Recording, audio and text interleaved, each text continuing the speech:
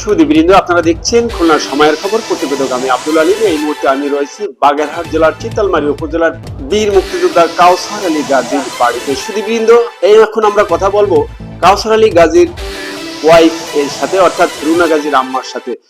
একটা বিষয় আপনাদেরকে বলে দিচ্ছি যে কাউসার আলী গাজী ছিলেন বীর মুক্তিযোদ্ধা, অন্যদিকে কাউসার আলী গাজীর শ্বশুর ছিলেন বীর মুক্তিযোদ্ধা। তার মানে যার সাথে কথা বলবো তার বাবাও বীর মুক্তিযোদ্ধা এবং তার হাজবেন্ডও বীর মুক্তিযোদ্ধা।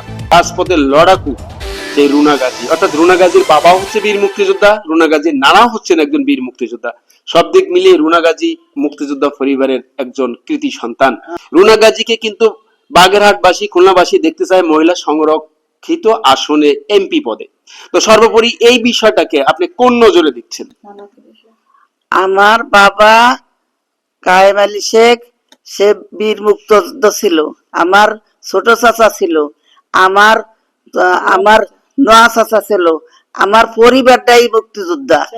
আর চেয়ারম্যান আমার ছোট ভাই, সেও চেয়ারম্যান ছিল। আমার ছোট বোন, সেও উপজেলার চেয়ারম্যান ছিল। আমার পরিবারটাই হচ্ছে চেয়ারম্যানের। আর আমার বাবাও চেয়ারম্যান, সেই আমলে তাইব খানের আমলের থেকে সে চেয়ারম্যান।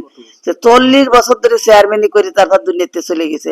আমরা হচ্ছে চেয়ারম্যানের গ্রুপ। আমাকে ইউনিয়নে সবাই আমাদের ভালোবাসে।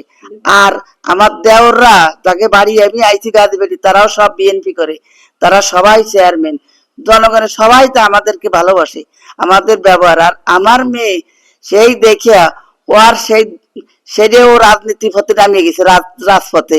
এখন সে শিক্ষিত মাইয়া, একদিক দিয়ে সে লয়ার, আর সে এখন রাজনীতি করে।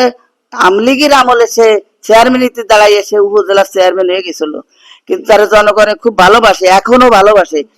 আর জেল হামলা করছে, জেলে রয়েছে 12 দিনের বাচ্চা থুয়ে তারা ধরে নিয়ে গেল। ধরে নিয়ে যাওয়ার পর আমলিগেলারা তারা জেল খাটাইছে 3-4 মাস।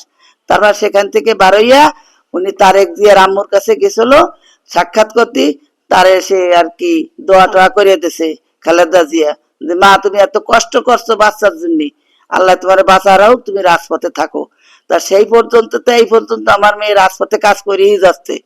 এখন তারেক রহমান যদি সেটা ভালোভাবে ভালো মনে করে যে এই মেয়ের যোগ্যতা, ক্ষমতা, দক্ষতা আছে, তাহলে আমার মেয়ের সে যেটা ভালো মনে করে সেটা করবে।